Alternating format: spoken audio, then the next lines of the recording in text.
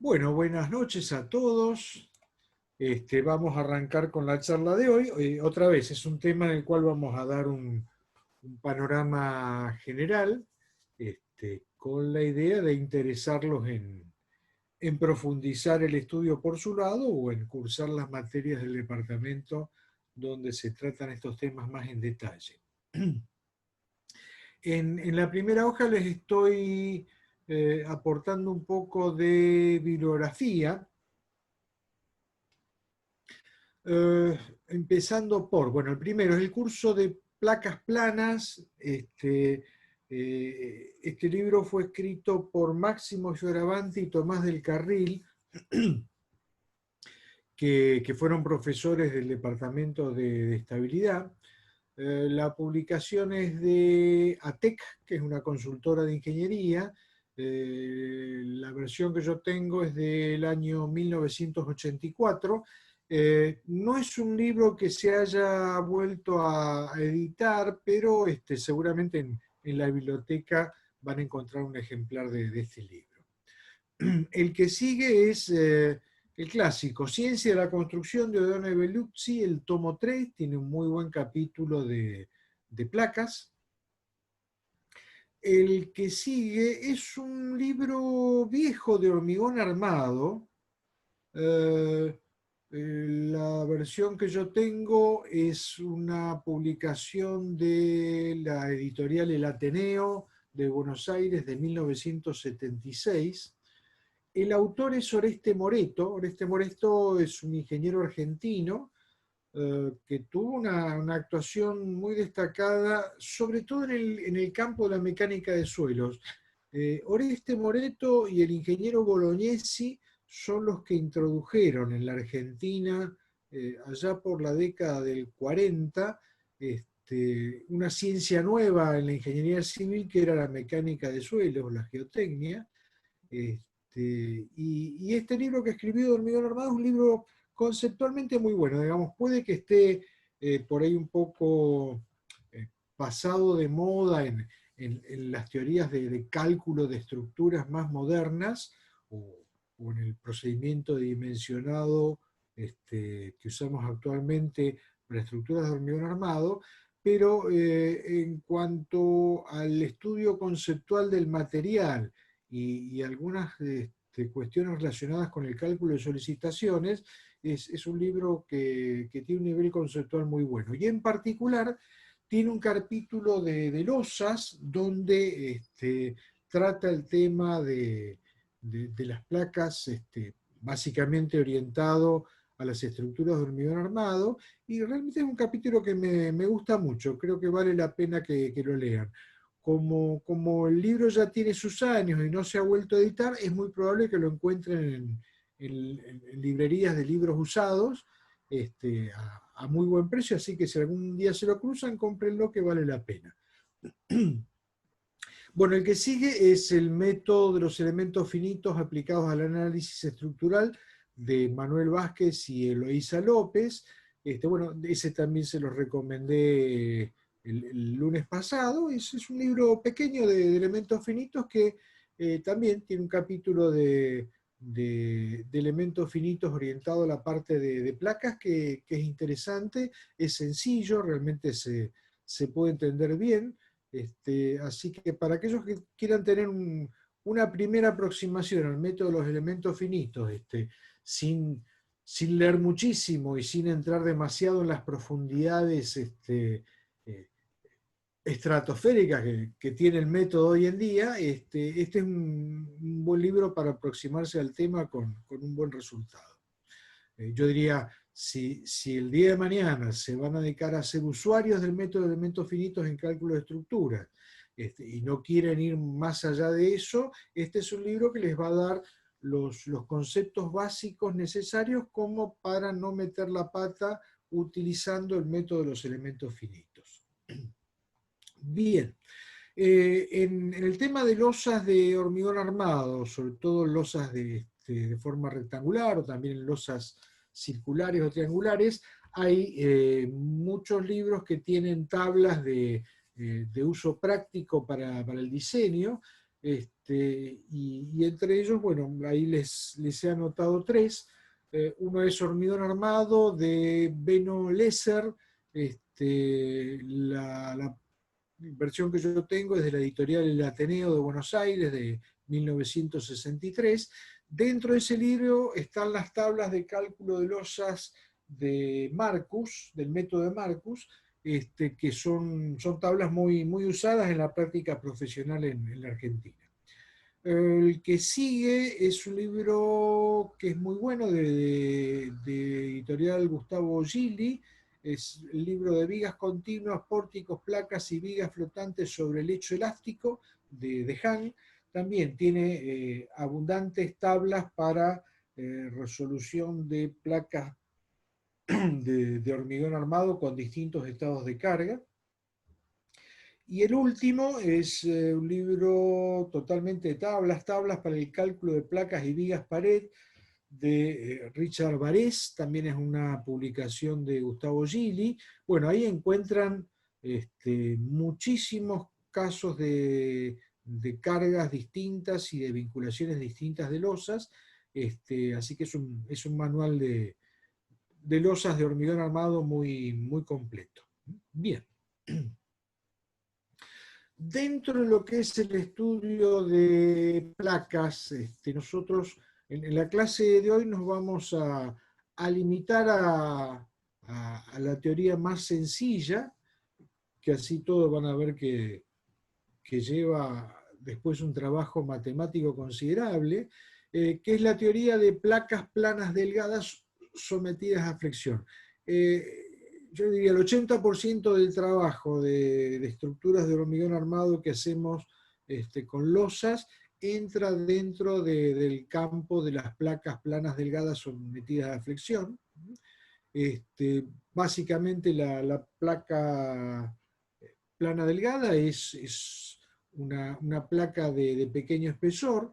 Cuando hablamos de pequeño espesor estamos hablando de espesores menores de 1/10 de cualquiera de las dos longitudes que conforman esta placa rectangular. La placa que vamos a considerar está cargada con fuerzas perpendiculares al plano medio del espesor. Y vamos a ver cuáles son las hipótesis bajo las cuales se ha desarrollado la solución de este problema. Lo que vamos a estar viendo es la teoría basada en las hipótesis que hizo Kirchhoff en 1850. Primera hipótesis es que los desplazamientos W, vamos a volver para atrás, los ejes de referencia que estoy utilizando para esta estructura son un par de ejes X e Y contenidos en el plano de la placa y un eje Z perpendicular al plano de la placa. Entonces, cuando hablamos de desplazamientos W, estamos hablando de movimientos de traslación en la dirección Z, movimientos verticales. Los desplazamientos W de los puntos situados en la superficie media son pequeños en relación con el espesor T de la placa, siendo despreciables sus desplazamientos U y B en el plano medio del espesor de la placa. Entonces, en la superficie media, los desplazamientos según X e Y, U, son asumidos como iguales a 0, con lo que el plano del espesor medio de la placa es lo que llamamos una superficie media neutra de flexión. En esa superficie media, las componentes de tensión normal sigma X y sigma Y consideramos que son iguales a 0. La segunda hipótesis de la teoría de Kirchhoff es que los puntos situados en una normal a la superficie media tienen todos el mismo desplazamiento transversal W y además permanecen situados en una normal a la superficie media deformada, es decir, que estamos considerando que en cualquiera de las dos direcciones, según X o según Y, estamos considerando que cuando se deforma la placa, todos los puntos de la sección transversal que yo considere están experimentando un movimiento de giro que sería algo pariente cercano de la hipótesis de conservación plana de las secciones que formuló Bernoulli para la teoría de vigas. Si considero que todos los puntos en la dirección Z tienen el mismo corrimiento, es que estoy despreciando los acortamientos o alargamientos específicos epsilon z, y esta conservación plana de la sección en la deformada está llevándome a que las distorsiones gamma, y, z y zx son iguales a 0. Bien. En este esquema estoy mostrando dos cosas. Cuáles son las componentes de tensiones que vamos a tener en juego y cuáles son los esfuerzos característicos que vamos a estar considerando en la resolución de la placa. Fíjense que yo no estoy considerando componentes de tensión según la dirección del eje Z, es decir, no estoy considerando ninguna sigma Z. Estamos despreciando la magnitud de las tensiones normales perpendiculares al plano medio de la placa, es decir, estamos despreciando las sigma Z. Hay sigma Z, pero digamos, si yo estoy diciendo, bueno, esta placa la voy a considerar cargada con fuerzas verticales, fuerzas perpendiculares al plano medio. En definitiva, si a esas fuerzas verticales, que pueden ser una carga distribuida, les determino un resultante, y esa resultante la divido por un área que está contenida en el plano XY, eso ya me está dando una tensión sigma Z, pero la magnitud de esa tensión sigma Z comparada con la magnitud de las tensiones normales sigma X y sigma Y que se pueden desarrollar es muy pequeña, y es por eso que en esta teoría se desprecia su efecto directamente. Para tener una idea de valores, supongamos que yo estoy considerando una carga aplicada sobre la losa de, no sé, 250 kilogramos por metro cuadrado. 250 kilogramos por metro cuadrado, es decir, 2,5 kilonewton por metro cuadrado. Un kilonewton son 100 kilogramos fuerzas. Esos 2,5 kilonewton por metro cuadrado son una tensión muy baja si yo lo comparo, por ejemplo, contra lo que sería la tensión característica de un hormigón. Un hormigón H21 es un hormigón de resistencia característica 210 kilogramos sobre centímetro cuadrado, es decir, 2,1 kilonewton sobre centímetro cuadrado. Fíjense que si esto lo multiplico por 10, ya me da 210. Si lo multiplico otra vez por 10, ahora me quedan 21.000 kilonewton sobre metro cuadrado. Y si yo comparo 21.000 kilonewton sobre metro cuadrado con estos 2,5 kilonewton sobre metro cuadrado, ven que el orden de tensiones que están jugando son totalmente distintas. Entonces, es por eso que el sigma Z lo estamos despreciando. Bien. ¿Qué otras componentes de tensiones van a estar jugando acá? Bueno, en la medida en que me aparecen momentos flexores, aparecen esfuerzos de corte. Si aparecen esfuerzos de corte, voy a tener jugando tensiones tau, tensiones tangenciales.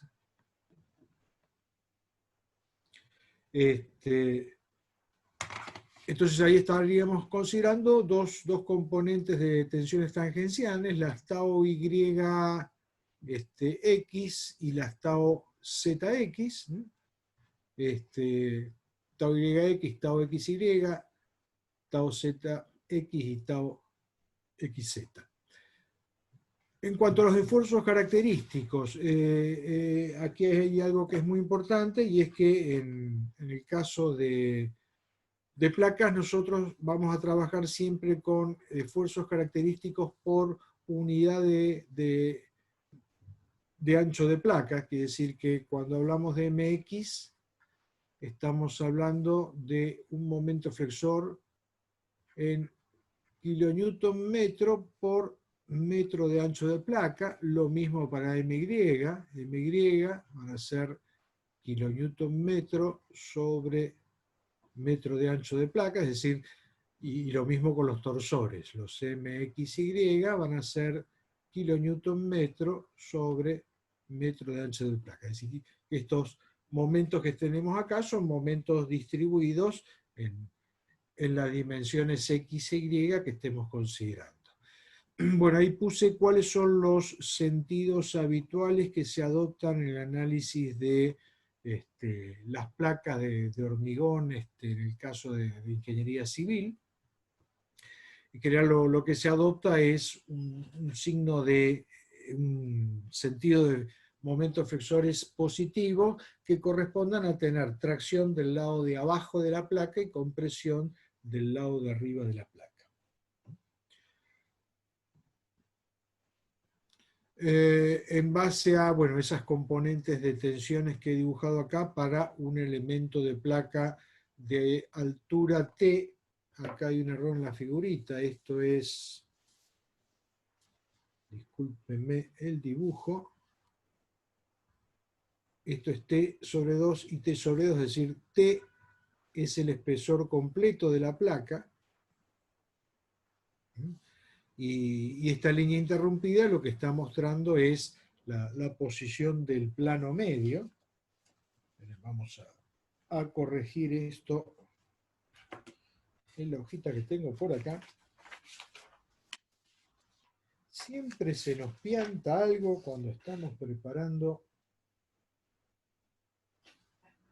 estas transparencias. Bien, trabajando con estas componentes de tensión y con este resultado de esfuerzos característicos, podemos escribir las ecuaciones de equivalencia entre tensiones y esfuerzos característicos que corresponderán las del primer renglón a los momentos flexores, las del renglón que sigue a los esfuerzos de corte verticales y las del renglón que sigue a los momentos torsores que están actuando en los dos planos ortogonales. Siempre acuérdense, tanto momento corte como momento torsor son magnitudes que estamos expresando por unidad de ancho de placa según X y según Y.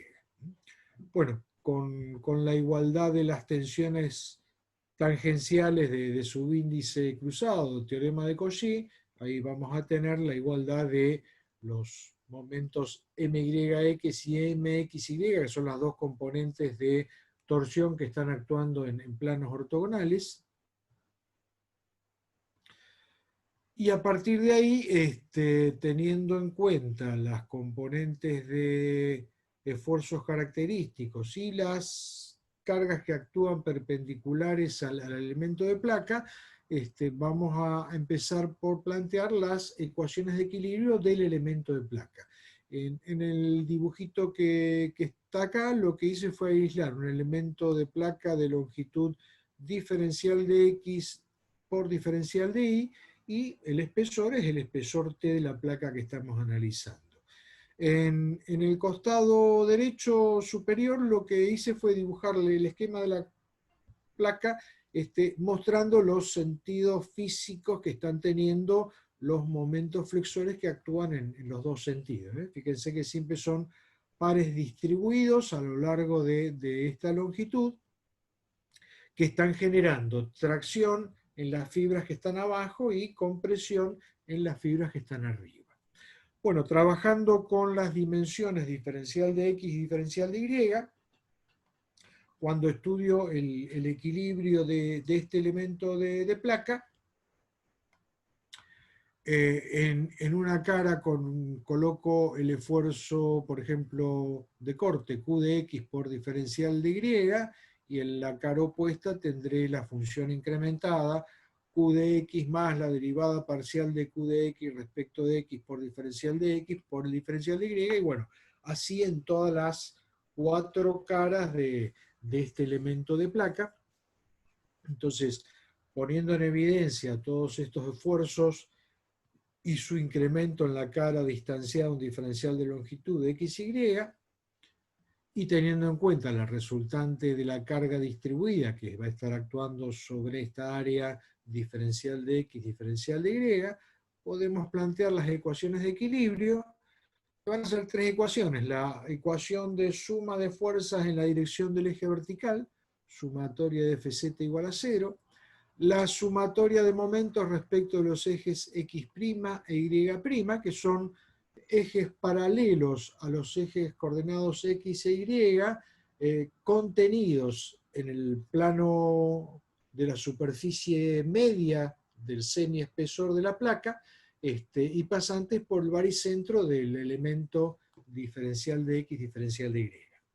Bueno, esas 3 ecuaciones de equilibrio me conducen. La primera a que la suma de los diferenciales de corte más la carga distribuida son iguales a 0. Después 2 ecuaciones que relacionan corte, momento, flexor y torsor en las 2 direcciones. Y bueno, sacando de la sumatoria de mx' igual a 0, la expresión del esfuerzo de corte QY, y de la última ecuación, la del esfuerzo de corte Q de X, llegamos a una ecuación ahora de equilibrio de fuerzas verticales, pero expresada toda en términos de la carga que actúa y las componentes de momento flexor y de momento torsor. Esa ecuación es una ecuación diferencial. La derivada segunda de la componente de momento flexor mx respecto de x 2 veces, más la derivada segunda de la componente de momento flexor my respecto de y 2 veces, más 2 veces la derivada segunda de la función momento torsor respecto de xy más q de xy igual a 0. Bueno, esta va a ser la ecuación que nos va a permitir terminar escribiendo lo que llamamos la ecuación de gobierno de la placa. Guillermo, una pregunta. Sí. ¿Todo esto es para masas puntuales, para sistemas discretos o para continuo también? No. Acá lo que estamos analizando es un problema continuo. Entonces, sobre esta placa, cuyas dimensiones, espere que volvemos para atrás, las dimensiones de la placa son, pongámosle, 6 metros en esta dirección, Lx vale 6 metros, supongamos Ly 4 metros en esta otra dimensión, supongamos que esta placa tiene apoyo continuo en todo el borde, un apoyo que le permite girar, lo único que impide es la traslación vertical, y la ecuación que estoy planteando me permitiría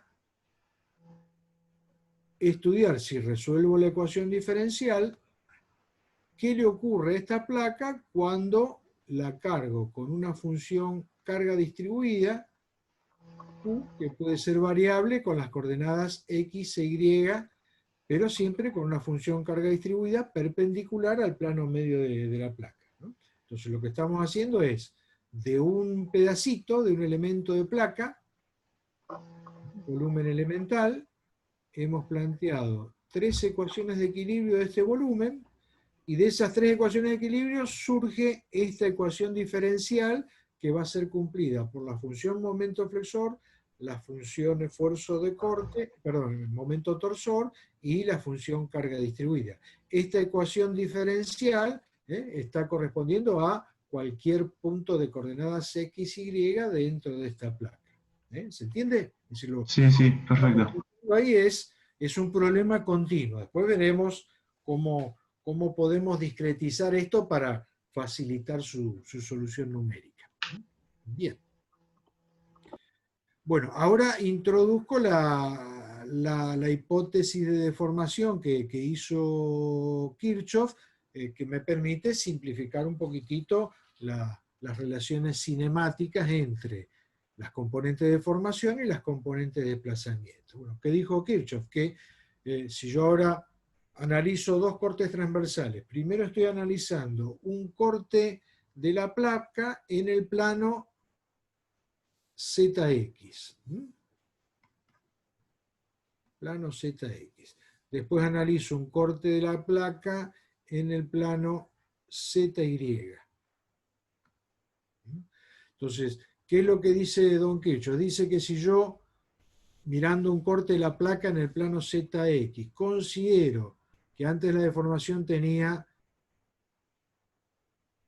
esta sección recta, cuando vea la deformación, supongamos que si estoy en ZX, estoy en una coordenada Y cualquiera, entonces digo, bueno, la placa se deforma de esta manera, cuando estoy viendo el plano ZX, aquí supongamos que tengo apoyos que impiden la traslación, entonces cuando veo esta deformada, lo que dice Kirchhoff es que si yo tenía una sección transversal vertical, después de la deformación, lo que voy a estar viendo es que esa sección se mantiene plana y lo que experimenta es un movimiento de giro. Por supuesto que los distintos planos ZX que cortan esta placa en las distintas coordenadas Y están cumpliendo todos con esta condición y lo que yo voy a estar teniendo es una doble curvatura, ¿no? Digamos, partiendo de un perímetro que puede no estar moviéndose,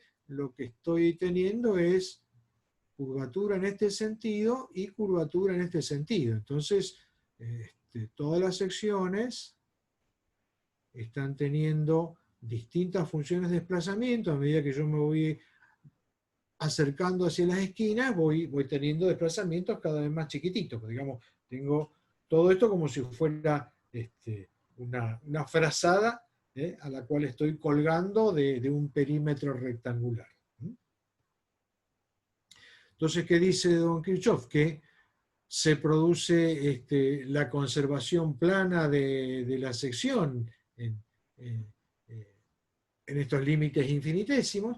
Entonces, si lo que yo estoy experimentando es una función corrimiento W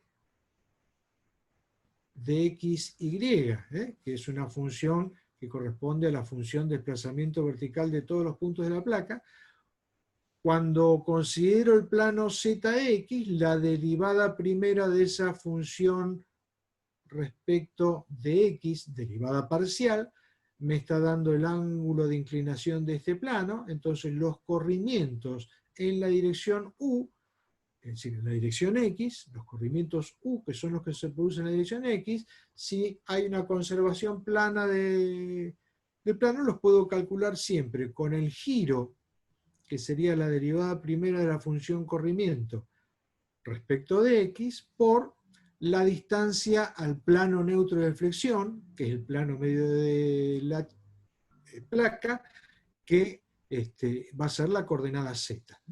Entonces, los distintos puntos que están a distintas alturas sobre esta vertical van a estar teniendo todos movimientos de traslación que yo puedo calcular si conozco cuál es su distancia al plano neutro de flexión. Lo mismo ocurriría si ahora considero una sección transversal hecha con un plano que corta paralelo al ZY.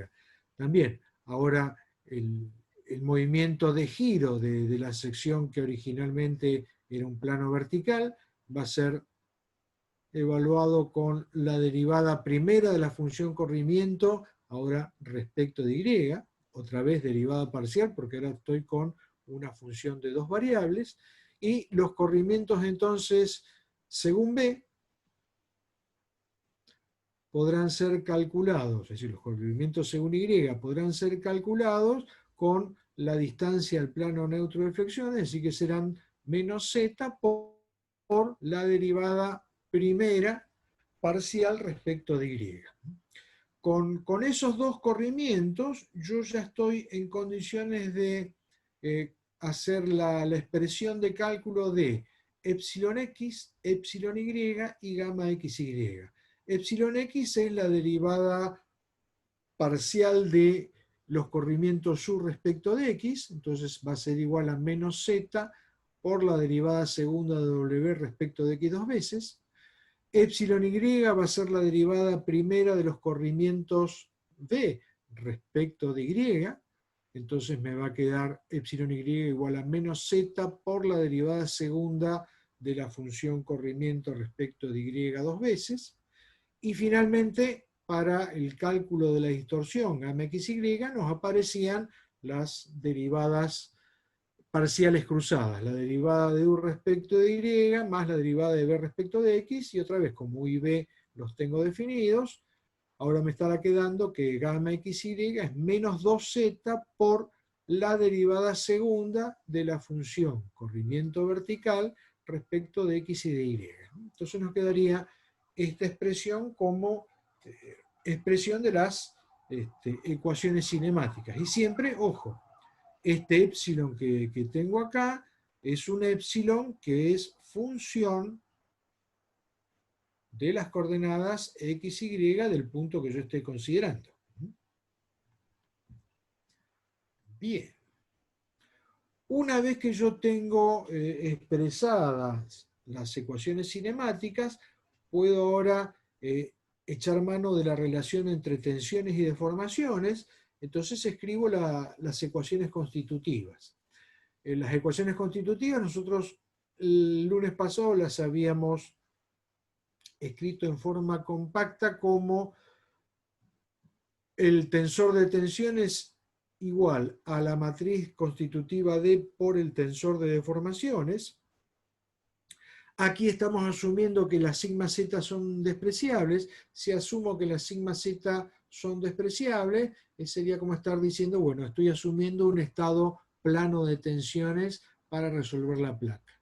Entonces, si asumo un estado plano de tensiones para resolver la placa, utilizo la matriz constitutiva que correspondía al estado plano de tensiones.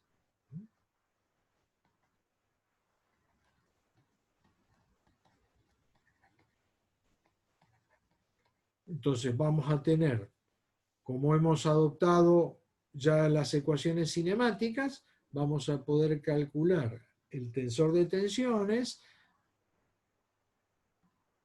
en base a las características del material y de la función corrimiento que todavía no conozco. En realidad lo que estoy persiguiendo es cómo llegar a conocer la ecuación de los desplazamientos verticales. Si yo conociera la función corrimiento vertical, ya me vengo a esta ecuación y puedo calcular las tensiones sigma. Me voy a la relación con epsilon, puedo tener las deformaciones, y de epsilon me voy a las funciones de traslación u y b, y ya no solo conozco corrimientos verticales, sino que también conoceré componentes de traslación en el plano paralelo al XY. Bien. Bueno.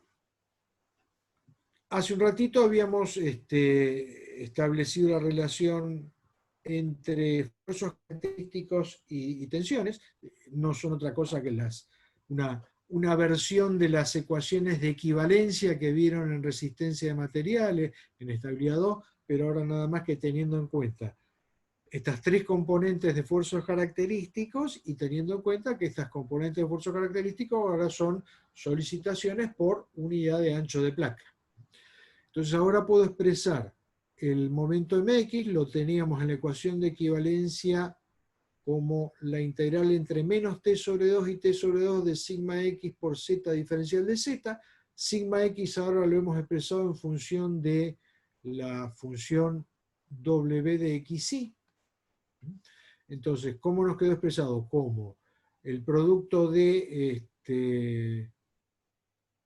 la matriz constitutiva, ahí apareció E sobre 1 menos nu al cuadrado, y nos aparecía, volvamos para atrás, por ejemplo, en sigma x, ¿qué tendríamos? El desarrollo de la primera fila. Tendríamos E sobre 1 menos nu al cuadrado por la multiplicación de esta fila por menos z y por este vector columna.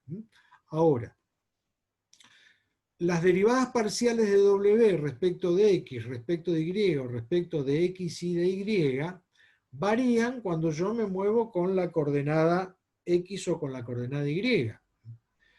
Pero, si ahora voy a la ecuación que estoy escribiendo, cuando yo calculo los esfuerzos característicos en base a las componentes de tensión, en esta integración que estoy haciendo acá, yo estoy haciendo un barrido con la coordenada Z.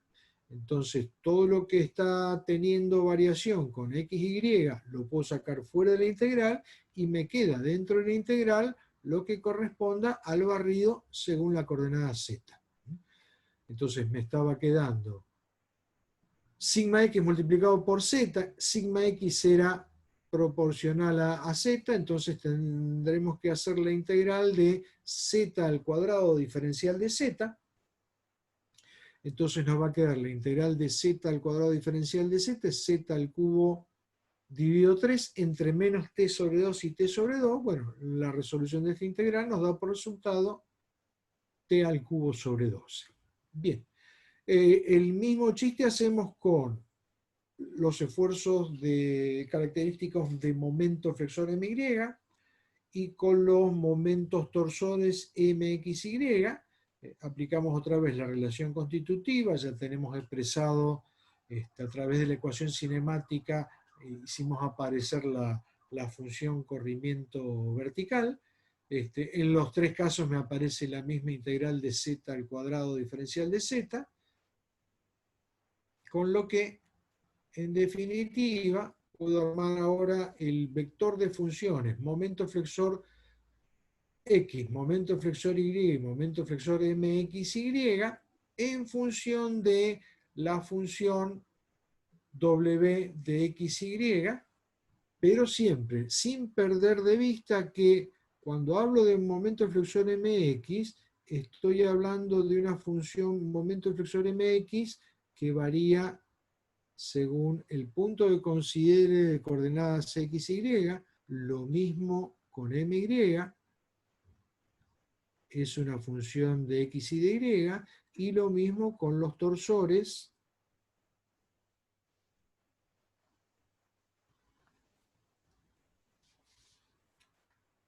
MXY, son ahora una función de las coordenadas X e Y. Simplemente, si miran esta relación, aquí el W que estoy anotando siempre es un W de X y de Y. No voy poniendo el X y Y por todos lados, porque si no acá tendría un barullo de letras que me nublaría la visión de qué está apareciendo en la ecuación. Bueno, cuando miro la primera expresión, este vector que me quedó acá, con la derivada segunda respecto de x dos veces, la derivada segunda respecto de y dos veces, y dos veces la derivada segunda respecto de x y de y, este vector que me quedó ahí es lo que llamamos el vector curvatura. Acuérdense cuando estábamos con barras, la curvatura era la derivada segunda de la función corrimiento respecto de la abscisa dos veces. Bueno, a este término que es e por t al cubo sobre 12 por 1 menos nu al cuadrado, a este término lo solemos llamar también con la letra D. Este término es lo que llamamos la rigidez a flexión de la placa. Fíjense que es muy parecida a la expresión de la rigidez a flexión de una barra. Si yo tomo una barra de ancho 1 y de altura t, el momento de inercia que me interesa es 1 por t al cubo dividido 12, ahí está apareciendo el JS, pero ahora dividido por 1 menos nu al cuadrado, aparece el coeficiente de Poisson por las dilataciones específicas que me aparecen en la dirección ortogonal a la que estoy considerando. El efecto de la placa precisamente es, si flexo en un sentido, simultáneamente voy a estar flexando en el otro. Bueno, si a esta expresión la derivo dos veces la primera componente, la segunda y la tercera, me va a estar quedando para la primera menos la rigidez de flexión de la placa por 1 por la derivada cuarta de la función corrimiento, más nu por la derivada cuarta de la función corrimiento, y ahí me están apareciendo las derivadas cuartas y las derivadas cuartas cruzadas. Si ahora a estas tres expresiones de derivadas segundas las volvemos, perdón, en la última me está faltando, en la de torsión, ponerle el supraíndice 2 a la derivada segunda de la función momento torsor. Ese 2 también me lo había tragado. Si ahora las reemplazo, estas se acuerdan en la ecuación de sumatoria de fuerzas verticales que nos había quedado expresada en función de las derivadas segundas de los momentos flexores y del torsor más la función carga distribuida, obtengo finalmente, al hacer ese reemplazo, una ecuación donde me aparecen las derivadas de la función corrimiento transversal y la función carga distribuida. Entonces, a esta ecuación que me relaciona la función corrimiento vertical con la función carga distribuida aplicada, la llamamos ecuación de gobierno de la placa. El nombre más antiguo que tiene es el de ecuación de Lagrange, porque fue Lagrange el primero que le escribió de esta manera. Bien. Bueno, aquí es donde empieza el divertimento, digamos. Con las simplificaciones de la teoría de Kirchhoff, lo que hicimos fue llegar a una ecuación diferencial que nos permite resolver el problema continuo, que es más o menos sencilla porque hicimos algunas simplificaciones para poder llegar a esta ecuación, pero esto no deja de ser una ecuación diferencial de dos variables. Aquí están jugando x e y, por eso nos aparecen derivadas parciales, y esta es una ecuación diferencial que se tiene que cumplir para todos los puntos de coordenadas x y y dentro de esta placa. Bien. Y ahí empezó la historia de la humanidad a lo largo del siglo XIX sobre cómo resolver la ecuación de gobierno de la placa. Bien, soluciones de esta ecuación. Dentro del campo de la teoría de la elasticidad, hubo una primera solución de Navier en 1820. Navier lo que hizo fue trabajar con series dobles, y con series dobles consiguió una solución del problema de la placa para una carga distribuida uniforme y para una carga concentrada. Más adelante, Levy, en 1899, le encontró la vuelta a resolver el problema con series simples, y a partir de esa solución de Levy de 1899 con series simples, hubo mejoras de la solución.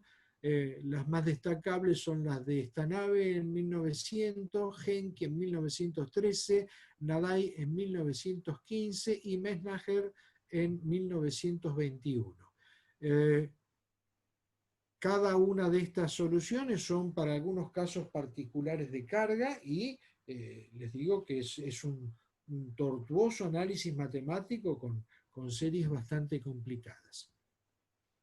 En 1919, el señor Marcus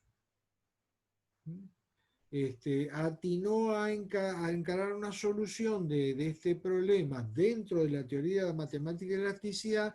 En lugar de trabajar con series, él trabajó con el método de las diferencias finitas, que en esa época estaba empezando a aparecer como una cosa piola. Bien. Todas estas resoluciones hechas dentro del campo de la teoría de la elasticidad son soluciones que permiten abordar algunos casos algunos muy importantes, muy habituales, como el caso de la carga distribuida uniforme, pero a su vez para ciertas condiciones de borde, es decir, no nos permite estudiar todos los tipos de sustentación posible. A lo largo de los años, ya sobre fines del siglo XIX y comienzos del siglo XX, empiezan a hacerse aproximaciones, es decir, se empiezan a desarrollar métodos aproximados que se apartan un poquitito de, de la generalidad que nos da la teoría de la elasticidad. Entre esas soluciones se empezaron a destacar en 1878 la solución de Grashof, que empieza a tratar de asimilar a la placa un problema de vigas, la solución de Guidi de 1914 y la de Danuso de 1911. Bien, dentro de lo que son los métodos aproximados desarrollados en el siglo XX, yo diría los que se pueden destacar hoy en día como los más importantes son uno que desarrolló Marcus en 1925. Este método que desarrolló Marcus en 1925 lo seguimos usando los ingenieros civiles en el año 2020 porque realmente es un método muy práctico. Entonces, en todo lo que son resoluciones de edificios de propiedad horizontal, realmente las placas resueltas con el método de Marcus nos han dado muy buen resultado. Para placas con condiciones de borde distintas, con formas más raras, apareció en la década del 70 una solución analógica, que es el método de la analogía de la malla ortogonal, que realmente también para formas de perímetro irregulares o placas con agujeros, nos permite hallar soluciones de muy buena calidad. Y bueno, y finalmente lo que está de moda en la última parte del siglo XX y principios del siglo XXI, las aplicaciones del método de los elementos finitos a los problemas de placas planas. Bueno, sobre esto les voy a mostrar algún pantallazo. Me divierte más mostrarles el caso del método de Marcus porque van a ver que es muy, muy ingenioso. Antes de entrar a los métodos, bueno, quería mostrarles, esto está sacado de imágenes del libro de Oreste Moreto de Hormigón Armado, para darles una idea de la complejidad de las soluciones. Acá lo que está graficado es el resultado del estudio de una placa rectangular con un apoyo simple en los 4 bordes. Eso podría estar correspondiendo a una placa que estuviera apoyada sobre vigas que no le aportan rigidez e impedimento de reflexión. Es decir, podríamos tener vigas doble T en esta dirección y vigas doble T en la otra dirección, a su vez las vigas apoyadas en columna. Entonces, esto sería la solución de la placa con apoyos simples, con apoyos, digamos, a cuchilla, que no le están aportando ningún impedimento al giro del perímetro. ¿Y qué nos estaría dando la función corrimiento? Bueno, aquí a la derecha está mostrada la función corrimiento según X e Y con curvas de nivel, es decir, estoy teniendo zonas de igual desplazamiento, y aquí lo que está mostrado son la función corrimiento haciendo cortes en distintas coordenadas Y y en distintas coordenadas X. Entonces, por supuesto, el corrimiento más importante lo tengo en la zona central, es decir, cuando miro las curvas de nivel, la parte más hundida de la placa, que acá está resuelta perdón, no sé si lo comenté, está resuelta para una función carga distribuida uniforme. Es decir, acá Q de X, Y es una función Q constante, hablando en kilonewton sobre metro cuadrado. Entonces, en los dos semiejes centrales, X e Y, de esta placa, es donde yo tengo la función de desplazamiento más importante.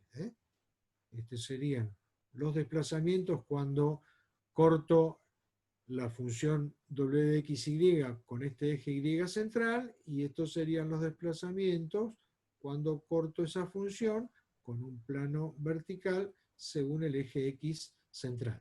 En correspondencia con el perímetro, los corrimientos son iguales a 0, porque es todo el perímetro lo que tengo apoyado. Y como ven acá, está permitido el giro en todos los puntos de contacto del perímetro, porque el apoyo que está considerando esta solución es un apoyo a cuchillo. Es decir, las condiciones de borde lo único que imponen es una restricción del desplazamiento según z.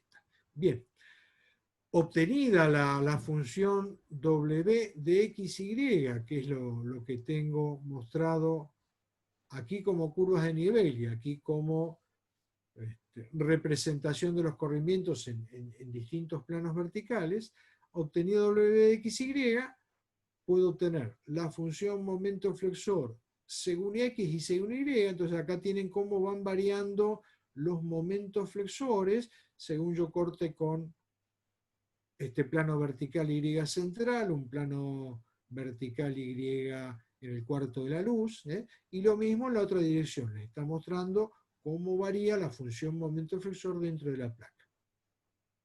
Y finalmente, en esta otra gráfica, lo que estamos viendo es cómo varían los momentos torsores en los dos planos ortogonales, en el plano cuya normal es X y en el plano cuya normal es Y, pero también va mostrando cómo es la variación de los momentos torsores en las coordenadas X y Y que corresponden a distintos planos verticales. Y finalmente, en este último diagrama se están mostrando las reacciones de vínculo. B es la función de reacciones de vínculo.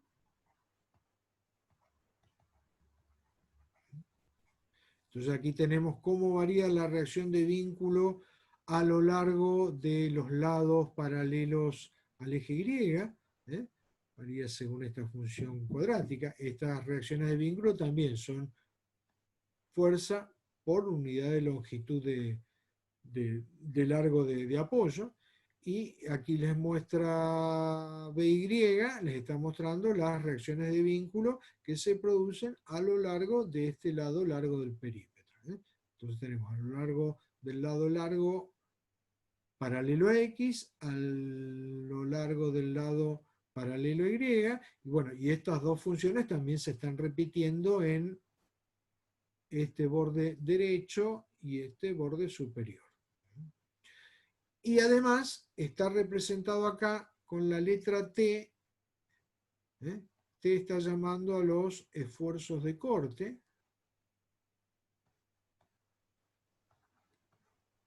También esfuerzos de corte por unidad de longitud. Es decir, estos serían los que yo llamé Q hace un ratito. Entonces también les están mostrando cómo varía la función esfuerzo de corte en las distintas posiciones que yo puedo considerar dentro de la placa. Por supuesto, los picos de momento de esfuerzos de corte o de reacciones de vínculo los tengo en correspondencia con las zonas centrales. Bien. Lo mismo que está hecho acá para la placa simplemente apoyada, se está mostrando en la hoja que sigue para una placa doblemente empotrada. Entonces ahí tenemos la misma placa, pero ahora, además de estar impedido el desplazamiento vertical, está impedido el giro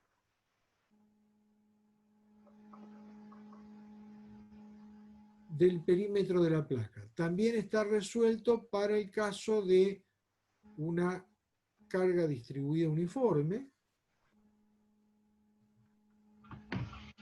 Entonces aquí está mostrado cómo es la función corrimiento.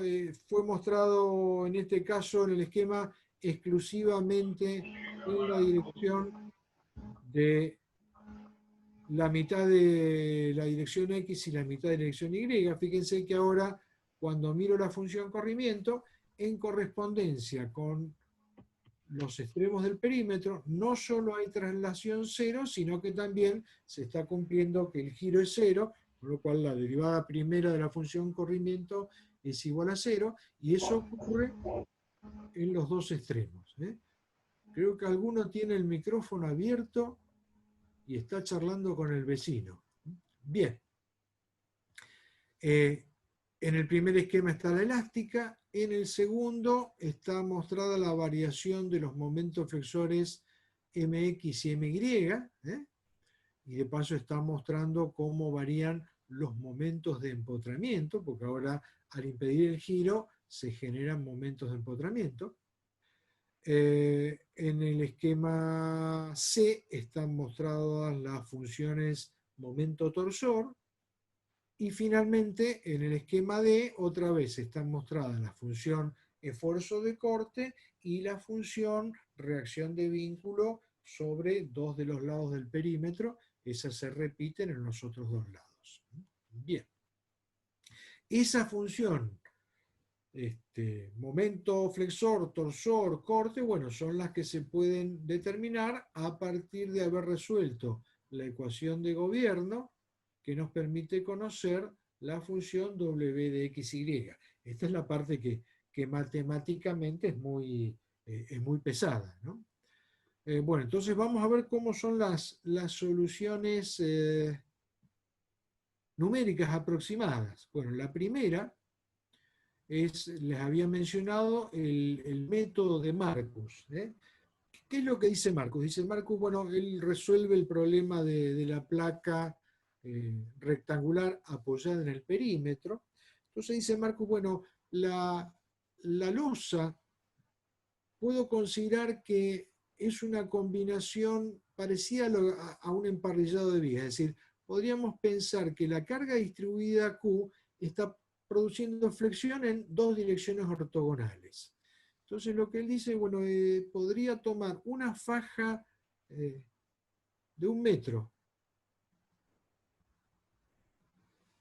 paralela a Y y una faja de 1 metro paralela a X, suponer que esa faja se comporta como una barra apoyada en los dos extremos,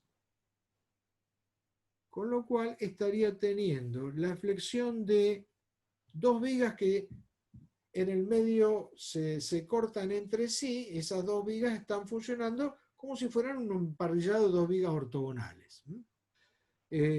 Si considero la acción de la flexión de esas dos vigas, diría, bueno, la viga que tiene la longitud de la Y se está ocupando de flexar con una parte de la carga total Q, y la viga que tiene la dirección de la luz X se está ocupando de flexar con una parte de la carga Q.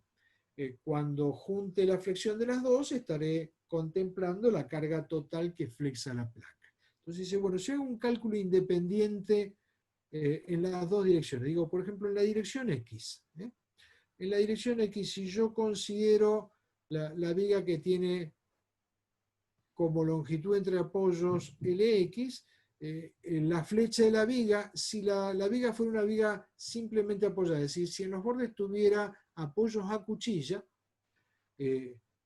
la flecha de esa viga sería 5 sobre 384 Q por L cuarta sobre J. Lo mismo para la viga que actúa en la dirección Y. La flecha sería 5 sobre 384 Q por L cuarta sobre J, donde lo único que estaríamos distinguiendo es que la que flexa en la dirección X lo hace con una parte de la carga total, a la cual se llama QX, y la que flexa en la dirección Y lo hace con una parte de la carga total, a la cual llama QY. Desde el punto de vista del cálculo de los momentos, la que trabaja con la carga QX, si fuera simplemente apoyada, estaría en un ancho de 1 metro, desarrollando un momento que sería Q por L al cuadrado sobre 8, y la que flexa en la luz Y estaría en la faja de 1 metro desarrollando un momento máximo que sería QY por L al cuadrado en la dirección Y dividido 8. Si en lugar de tener apoyos a cuchillas tuviéramos otras condiciones de borde, es que aparecen estos coeficientes, un coeficiente alfa para el cálculo de la flecha, ¿sí? Entonces, si en esa dirección la tengo simplemente apoyada, el coeficiente alfa es 5, por eso les decía 5 sobre 384. Si fuera articulada empotrada, el coeficiente sería 2, y si fuera doblemente empotrada, el coeficiente sería 1. Esos coeficientes son los que aparecen en la expresión de cálculo de la flecha para esas condiciones de borde con carga distribuida uniforme. Y lo mismo para el cálculo de los momentos. Dice, si la carga, los apoyos en una dirección fueran apoyos a cuchillo, el coeficiente a colocar en el denominador es 8. Entonces, tengo como momento Q por L al cuadrado dividido eta, y eta valdría 8 si es apoyo a cuchilla.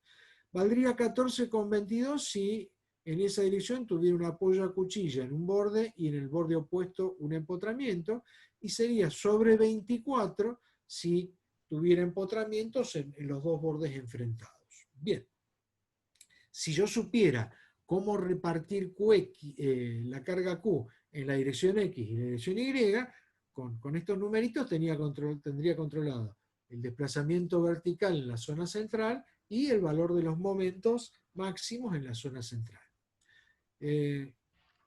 Guillermo, una pregunta. Y diga. Flecha sería la deformada, ¿no? Claro, la deformada máxima, es decir, la flecha F sería el W máximo. Entonces, si las dos vigas que se cruzan ortogonalmente están funcionando en conjunto, la flecha máxima en las dos direcciones debería ser la misma. Si no, se estaría despegando una viga de la otra. Bien. Y esa es la idea de base que tiene este tipo. Dice, bueno, ahora que calculé las flechas de las dos barras que se cruzan ortogonalmente, voy a decir, las dos flechas son iguales y las cargas QX y QY tienen que ser tales que sumadas me den la carga total Q. Eso es lo que aparece en la hoja que sigue, si no me equivoco. Sí, ahí está. Plantea Marcus. La flecha en el centro, para las dos vigas que se cruzan, tienen que ser iguales. La suma de las dos cargas, la que corresponde a la flexión en la dirección X, la que corresponde a la flexión en la dirección Y, me tiene que dar por resultado la carga total, y los dos momentos de inercia que aparecen en los cálculos de la flecha, están los dos correspondiendo a una viga de ancho 1 metro y altura igual al espesor de la placa, es decir, es T al cubo dividido 12, y entonces los dos momentos de inercia según X y según Y que intervengan los dos cálculos van a ser el mismo momento. Bueno, si hago la igualdad de las flechas tendré esta primera ecuación. Si en esta primera ecuación reemplazo una de las cargas por su relación con la carga suma, por ejemplo acá el primer término lo dejé como estaba, alfa x qx lx a la cuarta, en el segundo término reemplacé qy por q menos qx, llego a esta igualdad de la cual puedo despejar Qx como alfa y por Ly a la cuarta sobre los alfa por L en las dos direcciones, por la carga Q, es decir, puedo definir a qué parte de la carga corresponde a la flexión de dirección X como un coeficiente kappa por la carga total Q, y ese coeficiente kappa tiene en cuenta los coeficientes alfa, que están relacionados con las condiciones de apoyo que tengo en los bordes opuestos, y las relaciones de luces Lx y Ly. Así como obtuvimos Qx, obtenemos Qy también como un coeficiente ρ, otra vez por la carga total. La suma de kappa más ρ me tiene que dar igual a 1, que es la carga total. Entonces, a estas dos expresiones de carga llegamos de igualar las flechas e igualar la suma de cargas con la carga total que está actuando. Bien. Si Si voy ahora a la expresión de cálculo del máximo mx y el máximo my, tendríamos, en definitiva, que en mx tendríamos el coeficiente kappa por la carga q, en my el coeficiente ρ por la carga q, uno va por Lx al cuadrado, el otro por Ly al cuadrado, y divido eta x y eta y. Bien, si Marcos estaba muy apurado para obtener momentos flexores, ya con eso se hubiera dado por conforme. Pero dijo, bueno, vamos a tratar de ajustar esto, porque por supuesto esto le estaba dando momentos mucho mayores que las soluciones de algunos casos de flexión de placas que había obtenido la teoría de la elasticidad. Entonces, ¿qué es lo que dice Marcus? Si volvemos para atrás, dice, en este cálculo que yo estoy haciendo de igualar las flechas en el centro, hay un efecto benéfico que disminuye la flexión que no estoy tomando en cuenta, porque en cada una de estas secciones, además de haber momentos flexores, están actuando los momentos torsores. Entonces, cada faja está teniendo al lado otra faja que está flexando, y entre las fajas hay una interacción porque una ayuda a la otra a través de la torsión. Entonces, lo que hizo Marco fue estudiar de qué forma la flexión podía entrar en el juego de alivianamiento de la flexión, y bueno, después de transpirar un poquitito y con algunas justificaciones, llegó a que podía partirse de estos momentos mx calculados y afectarlos por un coeficiente de reducción, no x para los momentos mx y no y para los momentos my, y ese coeficiente de reducción estaba teniendo en cuenta el efecto de la torsión. Aquí tiene la expresión que él desarrolló para la reducción de momentos según X y la reducción de momentos según Y. Es muy parecida en los dos casos, es 1 menos, y ahí aparece 5 sextos de una relación de luces al cuadrado por los momentos mx calculados de la forma anterior y referidos esos momentos al momento de la viga simplemente apoyada. Bueno, metiendo esos coeficientes de reducción en el juego, en definitiva llega a que el mx máximo se puede calcular como un coeficiente alfa que depende de la relación de luces y de las condiciones de apoyo de los bordes opuestos, y el momento en Y máximo con un coeficiente beta. El primero va por QLX al cuadrado y el segundo va por QLY al cuadrado. Bueno, a partir de esta solución de Marcus, que era bastante sencilla desde el punto de vista matemático, comparada con las resoluciones obtenidas con la teoría matemática de elasticidad, se generaron tablas de cálculo. Fíjense, acá todo está dependiendo de las condiciones de apoyo y de la relación de luces. Entonces, en la hoja que sigue, van a ver, por ejemplo, una tabla de soluciones de coeficientes de cálculo de momento. En este caso es para una losa, las que están en primer término, para una losa rectangular que tiene apoyos simples en dos bordes, ¿sí?, a lo largo de todo el perímetro, y empotramientos en los bordes opuestos. Sería la primera tabla que tenemos acá. Entonces, la columna de entrada a la tabla es la relación de luces. Ahí hay un primer coeficiente que se llama epsilon, que es Ly sobre Lx. De acuerdo al coeficiente epsilon, surge cuánto vale el coeficiente alfa y el coeficiente beta. Aquí al lado, bueno, tiene una tabla que es muy parecida, y bueno, y para distintas condiciones de borde existen estas tablas del método de Marcus. Por ejemplo, en la hoja que sigue les estoy mostrando mayor variedad de tablas. La que está a la izquierda, la hoja que está a la izquierda es la que veíamos ampliada en la lámina anterior. Aquí hay una que ya ahora corresponde a una losa con 3 bordes empotrados y el otro con un apoyo a cuchilla.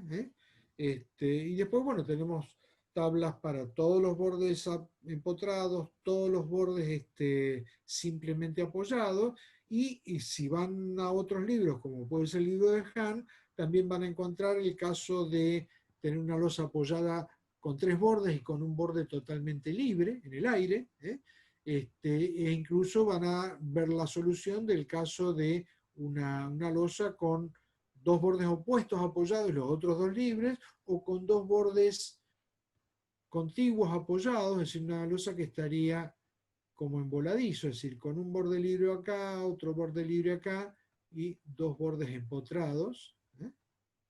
Todas estas son situaciones que pueden aparecer habitualmente en la resolución de una estructura de hormigón armado de un edificio. Bien, entonces, este es un camino, el método de Marcus, para resolver casos que son muy habituales en la práctica. Vamos al que sigue. Bueno, el que sigue me permitiría, por ejemplo, trabajar con, supongamos que trabajo con un proyectista de arquitectura que tiene cierto vuelo, y el tipo dice, mira, te dejo poner una viga por acá, otra viga por acá, otra viga por acá, ¿sí? Pero me gustaría tener esta parte de la losa libre, me gustaría darle esta forma al borde, ¿sí? Y entonces, bueno, yo sé que aquí cuento con un apoyo, aquí puedo hacer una viga de apoyo, lo mismo puedo hacer acá, otra viga de apoyo, lo mismo puedo hacer acá, otra viga de apoyo, ¿sí? Pero lo que me quedó ya es una forma de placa que a su vez por ahí a alguien se le ocurre hacer un agujero, un pase acá para meter una escalera caracol que conecte un piso con otro. Bueno, esta forma estructural ya por la teoría de la elasticidad ni loco la voy a poder resolver.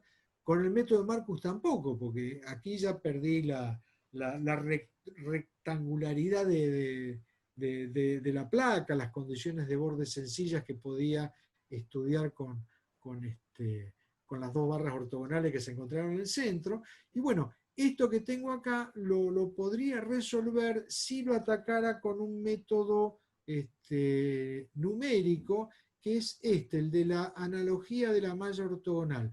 La analogía de la malla ortogonal me permite transformar este problema de placa de forma cualquiera en un emparrillado equivalente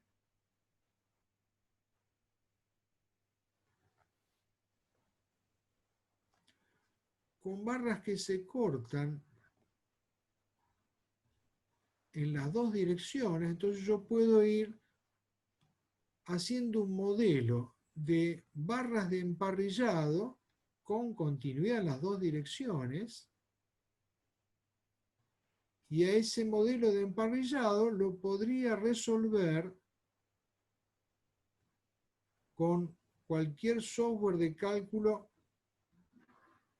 de estructuras emparrilladas. Por supuesto, para que ese modelo emparrillado me dé una respuesta parecida a la que tiene que dar la placa, tengo que tener un cierto espaciamiento entre las barras que se están cortando en las 2 direcciones. Bueno, los que estudiaron este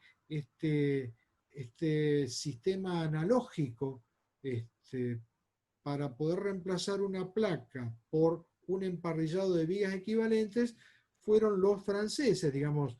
Mucha gente empezó a hacerlo de estos ojitos, pero los franceses fueron los que le dieron el toque teórico final justificatorio al procedimiento. Yo encontré hace muchos años dos trabajos que fueron publicados en los análisis del Instituto de Edificios y Trabajos Públicos de Francia, en el número 298 de octubre de 1972, APSI publicó su teoría de las equivalencias y sus aplicaciones al estudio de las obras de arte no pensando en términos artísticos, sino a lo que llamamos obras de arte en ingeniería civil, que son las estructuras de puentes o alcantarillas. Bueno, Abscis se dedicaba a los puentes y encontró que esta teoría de las equivalencias era muy aplicable a estructuras raras de puentes que tenía que resolver. Y en septiembre de 1975, Zaleski y Zamenhof le dieron la vuelta de tuerca final al procedimiento con una publicación que se llamó El método de la malla ortogonal. Bien, ¿qué hicieron estos muchachos? Lo que hicieron fue trabajar con las ecuaciones de energía de formación de una placa obtenidas a partir de la teoría de la elasticidad e igualaron la energía de formación de una placa con la energía de formación de un emparrillado de barras rectangulares que tuviera las mismas dimensiones. Entonces, igualando energías de deformación, encontraron qué características de momento de inercia resistente a flexión y momento de inercia resistente a torsión le tenían que dar a las barras del emparrillado para que el resultado de esfuerzos característicos y deformaciones fuera parecido al de la placa equivalente. Bueno, haciendo algunas simplificaciones en la igualdad de las energías de deformación, los tipos llegaron a una expresión muy práctica. Entonces, por ejemplo, si yo tengo esta placa que he dibujado acá, y la placa tiene un espesor T total, y lo que consiguieron esta placa son fajas en un sentido de ancho A y fajas en el otro sentido de ancho B. Lo que me dicen estos muchachos es que para las barras que tengan la dirección que aquí he pintado en colorado, las barras 1, el J de flexión que tengo que tomar es el ancho de influencia de cada barra. Si yo la separo cada A metros, el ancho de influencia va a ser A. Tengo que tomar un J de flexión que sea A por T al cubo dividido 12, y para que se cumpla la analogía, el J de torsión tiene que ser un número igual al doble del J de flexión. Para las barras de la dirección ortogonal, las barras que aquí he llamado 2, y desgraciadamente este color verde se ve poco, el J de flexión de las barras de dirección 2, vamos a reescribirlo acá, porque ese color no se vio muy bien, tiene que ser B por T al cubo dividido 12, y para estas barras el J de torsión tiene que ser 2 veces el J de flexión.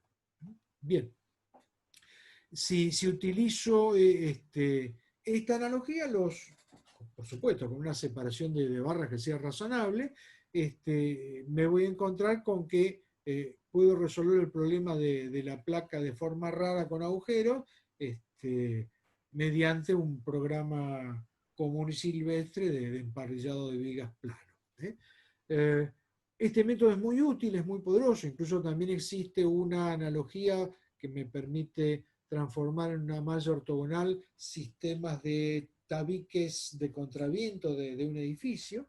Y bueno, a lo largo de los años lo hemos usado en muchas ocasiones en estructuras de contravientos de edificios para el cálculo de esfuerzos en los tabiques y para plateas de fundación. También las plateas de fundación muchas veces me encuentro con placas de fundación de una forma irregular, con cargas de distintas posiciones, de distinta magnitud. Es decir, nunca tengo cargas distribuidas uniformes en una platea de fundación. Tengo distintas cargas de columnas en distintas posiciones. Entonces, si cambio la platea de fundación por un emparrillado de vigas equivalentes, que a su vez en cada nudo va a tener un apoyo de resorte lineal que estará representando las características mecánicas del suelo. Será la superficie de influencia de cada nudo por el coeficiente de balasto del suelo. Bueno, con eso obtenemos una solución de la placa de fundación que es de buena calidad. Otra vez, ¿sí? Tenemos un criterio razonable para la cantidad de barras que están reemplazando la placa. Bien, y por último, bueno, el que me queda es el método de los elementos finitos, digamos, el elemento triangular que vimos el otro día para placas trabajando a flexiones es una porquería total. sí resulta mucho mejor el elemento rectangular de 4 nodos. El elemento rectangular de 4 nodos es un elemento que tiene 12 grados de libertad. Digamos, cada nodo del elemento está teniendo como grado de libertad el desplazamiento vertical, el desplazamiento W, y las dos componentes de giro respecto de dos ejes ortogonales, θx y θy, dos ejes que están contenidos en el plano de la superficie del semiespesor de la placa. Y bueno, después ha habido mejoras de este elemento que estudiarán cuando cursen o estudien o lean un libro de elementos finitos. Para darle una idea, digamos, el proceso, una vez que yo definí los grados de libertad, el proceso de elementos finitos siempre es más o menos parecido. Es decir, tengo que empezar por considerar una función desplazamiento del elemento que tenga la cantidad de derivadas suficientes como para poder representar el problema. Acuérdense que la ecuación de gobierno de la placa plana era una ecuación de orden 4 en derivadas parciales, entonces estoy necesitando tener una función desplazamiento que por lo menos esté contando con derivadas de orden 4, por lo cual ahora la función desplazamiento, que en el caso del elemento triangular era una función de un plano, era una función que en cada dirección U y B tenía alfa más alfa 1 más alfa 2 por X más alfa 3 por Y. Bueno, acá estoy teniendo una ecuación de desplazamiento que necesita un polinomio de cuarto grado, entonces empezando por un constante, después tengo alfa 2 por X, alfa 3Y, alfa 4X cuadrado, alfa 5X por Y, alfa 6Y al cuadrado, alfa 7X al cubo, alfa 8X cuadrado de Y, alfa 9XY al cuadrado, alfa 10Y al cuadrado, alfa 11X al cubo Y, alfa 2XY al cubo. Fíjense que ahora mi vector de coeficientes alfa, que corresponde al elemento placa, es un vector de 12 elementos. El vector de desplazamientos nodales, que corresponde a este elemento, es un vector de 2 elementos. Es decir, el grado del polinomio viene relacionado con esta dimensión, que viene relacionado con la dimensión del vector de desplazamiento. Estos 12 grados de libertad son las 12 componentes de movimiento que están mostradas acá. Bueno, a partir de esta función desplazamiento, para el caso de la placa podemos considerar la matriz constitutiva que estaría correspondiendo al estado plano de tensiones. Bueno, y a partir de ahí hay que empezar a transpirar para encontrar las funciones de interpolación y terminar obteniendo la matriz de rigidez del elemento, que es la que me permite conocer fuerzas nodales a partir de un vector de desplazamientos nodales del elemento. Por supuesto que ahora, si el vector de desplazamiento del elemento es de 12, para las 12 posibilidades de acción de fuerzas en cada uno de los nudos, una fuerza vertical y dos componentes de momento externo, esta matriz de rigidez del elemento va a ser una matriz de dimensión 12 por 12. Para un problema de placas que quiera representar, podría tener una malla que visualmente podría ser parecida a la que tengo acá, donde ahora en lugar de estar cruzándose entre sí barras de un emparrillado equivalente, cada uno de estos cuadraditos sería un elemento de 4 lados con 12 grados de libertad, entonces en cada nudo estaría teniendo 3 incógnitas posibles, desplazamiento vertical y movimientos de giro. Armaría para esta estructura una matriz de rigidez completa, le impondría las condiciones de borde de acuerdo a cómo están apoyados los nodos del contorno, esas serían las condiciones de borde cinemáticas. Ahí impondría las condiciones de borde estática, que son qué cargas tiene aplicadas cada uno de los nodos de la estructura, y bueno, y a resolver el sistema de ecuaciones lineales, que es gigantesco. Bien, ese sería el camino con el método de elementos finitos, y otra vez, es un tema que hoy en día es interesante, digamos, se ha vuelto cada vez más importante porque cada día tenemos mayor capacidad de cálculo con las computadoras. Piensen ustedes que hoy en día en su mesa de trabajo de estudiantes de ingeniería tienen una computadora que es tremendamente más poderosa que las computadoras que aparecieron en la década del 50, que eran todo un edificio refrigerado para poder soportar una máquina que tenía por ahí 8K de capacidad de cálculo.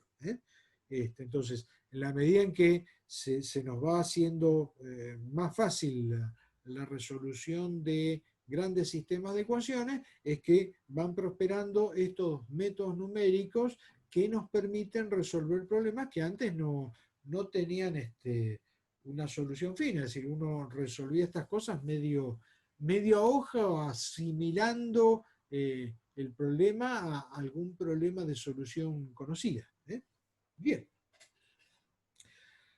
Bueno, con esto damos por concluido este pantallazo que yo diría no es, no es una clase seria de placas planas delgadas, es más bien el spoiler de la teoría de placas, como para poder interesarlos en estudiar esto más en profundidad.